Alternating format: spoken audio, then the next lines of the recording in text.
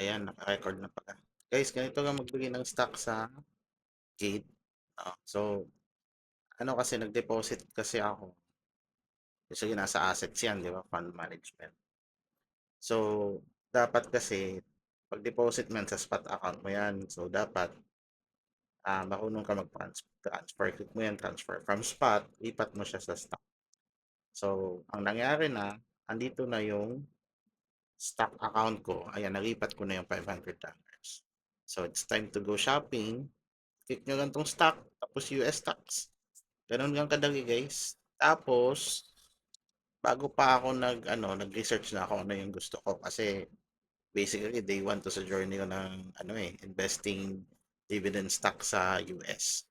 So, meron kasi akong na-research, share ko lang din. Pero hindi ito recommended ha. Hindi ito recommended. So, ito yon, ito. Ito yung mission ko, GQ, JPI, kasi ano yan JP Morgan yan. Tapos ito for balance, dividends, and growth. Tapos ito, kasi uso yung rates sa Pinas. Gusto ko rin may rates din ako international.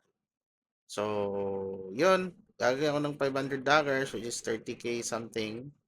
Plus, ito din yung kikitaan ko na dividends per month, mga 189 or 2K per year. Kaya na yan, bayad na yung gaso, tsaka converge sa isang buwan. Pero, i-accumulate kasi to. Ayan, tinanong ko lang si ChatGPT sa $500 ko, ilan dapat yung pupunon ko. So, ayan, JEPQ 225. So, balik ako sa 8225. Hindi ako JEPQ, punta ako ng stocks. Ito ba yan? Ayan, punta ako ng stocks. Tawado ako. Kasi bakit ito yung may SpaceX dito eh. JEPQ. JEPQ kasi sabi niya 225. 225 o 245?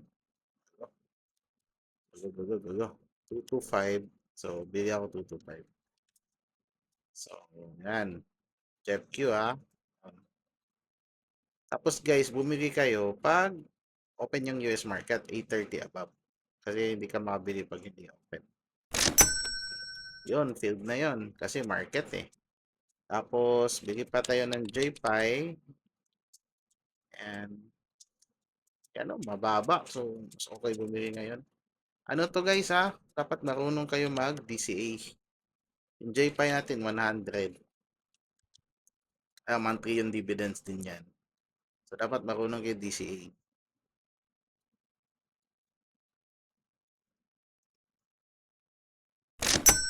Tapos ano pa? Mag-shopping guys kasi may tunog eh. Buti na lang supportive tong partner ko. Binibigay niya yung sahod sa akin. Kahit gabag sa kagooban niya. Tapos at SHSD. Mag-ingat kayo mag-type dito guys kasi mga ETF to ha. Ito, hindi nyo to kailangan sundin. Ayan, nakadip yung market. So, maganda bumili. Dapat, bili-bili lang kayo per week, per month. Hindi nyo kailangan i-rush to. Pero ako, nag-rush nga ako eh. Yan, bili ako. Kita nyo yung difference? Fees yan. O, yaan nyo na yan. O, pababa yung market. So, bili ako. Ang problema. Kasi ito, dividends niya to per quarter to. So, medyo magkakilaki to kasi per quarter na iipon. Pero, at least balance. Kasi growth din ito daw. Maganda din ito for growth daw. Oh, ayan, bili pa ako ng iba. Ano pa ba yung iba? Yung O. Realty yan eh. Realty. Ayun, O. So, na-research ko na to kasi monthly doon to nagbibigay. So, yung sabi ni O, syempre, yung naiwan na income sa akin, $75 or 80. 75. Mga 75. Ay, match ko na lang talaga. Tapos, buying power na rin yung iba. Ayan. Field na yung, don't remind me again na. So, yun.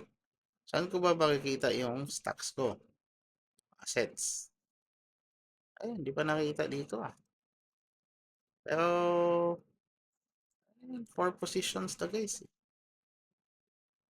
Amount of shares, nakagagay na eh. Ito na, may 4 positions na ako. Pero bakit? Ayan no, kahit lang pala. So ayan, makikita ko yung stocks na, ano ko, nagsin ko muna. Set ko kasi ito sa GC. Bakit di ma-print screen?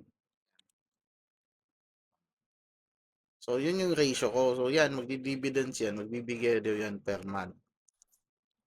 So ito, wag niyo po gigayahin kasi ako mayroon din akong nilagay na growth equity, naka-DCA din yun. Pero sa ibang, hindi to dito sa stocks. Ito yung mga may X. Pero maganda kasi yan kasi pwede ko siyang mag-own anytime. Pero ayun nga, pag andyan ka sa stocks, pag day one mo talaga ng stocks, mag-research ka muna kung ano yung ano. Pero AI nga yung ano ko eh, tinanong ko ano yung best dividend stock ngayon sa US. So yun yung mga recommended niya. So yung target ko nito, maka-raise ng around 3M kung kakayanin in 3 years, 2 years, or 1 year. Tingnan natin. Basta every 30K, mga 200 pesos daw yan, passive sa'yo monthly. So, okay na yon. Kasi 2,000 yun a year or 2,000 plus a year. Hindi pa kasali yung growth. So, yun guys, supportahan nyo tong ano, yung journey nitong stock investing sa US kasi meron na tayong access gate. Um, mas ano to, ano kasi to eh, partnered to sila with Alpaca. Kung research mo yung Alpaca, legitimate US brokerage yan sa US. Lahat-lahat meron yan. So yun muna guys, update ko kayo sa port kung mag-a-add ako ng fan, tsaka ano yung update kung may dividends tayo next. I think first week of the month lagi yan, yung dividends.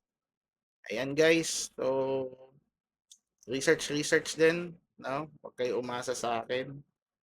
Very volatile yung markets ngayon. So, hindi ito recommended, but this is just me sharing my personal opinion. So, thank you.